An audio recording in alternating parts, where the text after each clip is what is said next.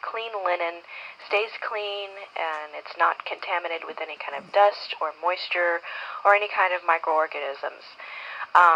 As far as the dirty linen, this again is something that usually is handled by the housekeeping department in the hospital, and they would be the ones to be using gloves when they basically take the dirty linen away, all of the dirty towels and the dirty bedding and so forth, and they are always making sure that they're not contaminating their own clothing or their skin when they tear down the bed and put everything in the dirty linen bin. But if you are an off-site sleep disorder center, it's usually the sleep technologists that are handling all of these linen issues. And so you just want to make sure that when you're handling the soiled linen, you want to make sure you're wearing gloves and make sure that you're not hugging the dirty linens to your chest as you're carrying it away to the dirty linen bin or whatever it is that you use to hold your dirty linen until it's time for it to be laundered.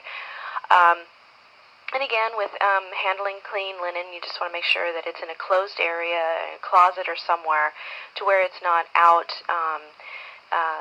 being exposed to the environment.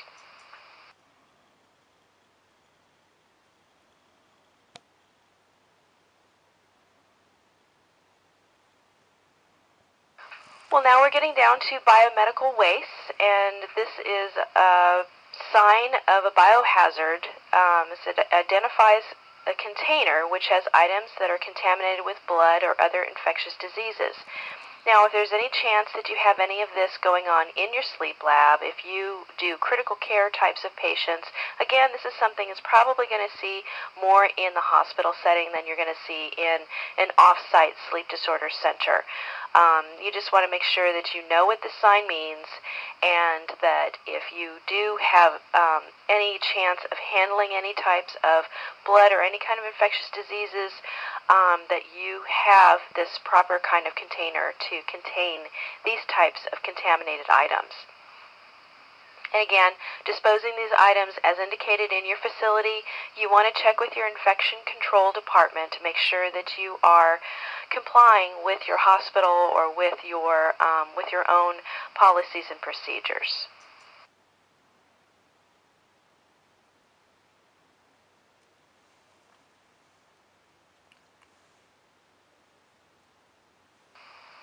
Continuing on with equipment cleaning. So here are some different terms to know as far as the different levels of cleaning.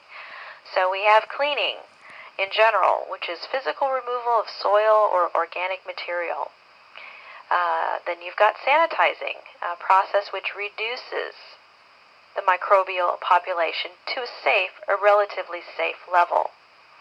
Then we have decontamination, and this is a process of removing pathogenic, disease-producing microorganisms from objects, making them safe to handle.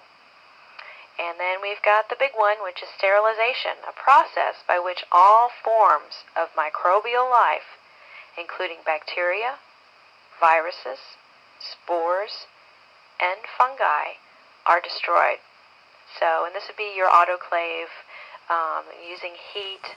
You can also do cold sterilization. There are a number of different types of chemicals that can be used for that.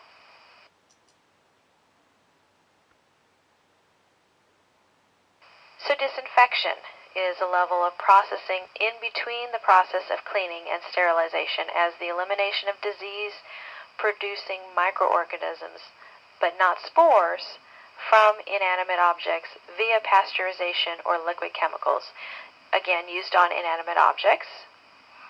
So you've got your disinfecting using on inanimate objects, and then you use antiseptic on living tissue.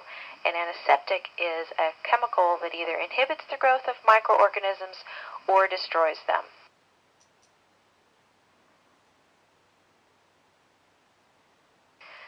So, continuing with terms to know, we've got a broad spectrum disinfectant, which works against a wide variety of microorganisms. That's why they call it broad. And then we've got germicide. Well, we know anything that ends with "cide" means killing. You've got pesticide and herbicide and all these other things. So we've got germicide as well. So it's a chemical that destroys microorganisms used on living tissue and inanimate objects. So both.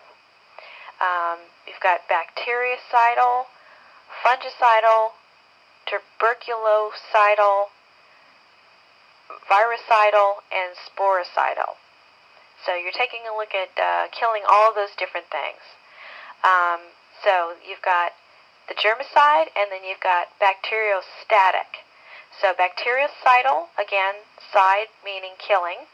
So it's killing the bacteria, versus bacteriostatic inhibits the growth of bacteria, but it doesn't necessarily kill them.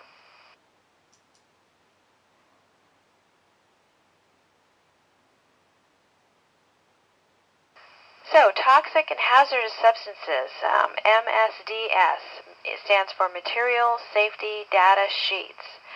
Where are these found? You can find these online. You can find them with the manufacturer of whatever chemicals you're using in the sleep lab. And what does it have? It has product identification. It shows what the composition is of the chemical. It tells you all the hazards and identification of the hazards. It tells you any kind of first aid measures as far as rinse with water or do not rinse with water, things like that. I also talk about firefighting measures. So if you've got collodion that somehow has caught on fire, you would be able to know how to put it out properly. Again, certain chemicals react to water putting them out, putting the fire out, and other chemicals, it just creates more of a problem and a bigger fire if you put water on it. So it's very important to review these MSDS sheets to make sure that you know ahead of time how to deal with these chemicals. And then last but not least, accidental release measures. Oops, I dropped a whole can of collodion on the floor. What do I do now? What do I have to do to contain it? What's the most appropriate thing? Do I just put a bunch of paper towels down? Do I have to call hazmat team? What do I need to do?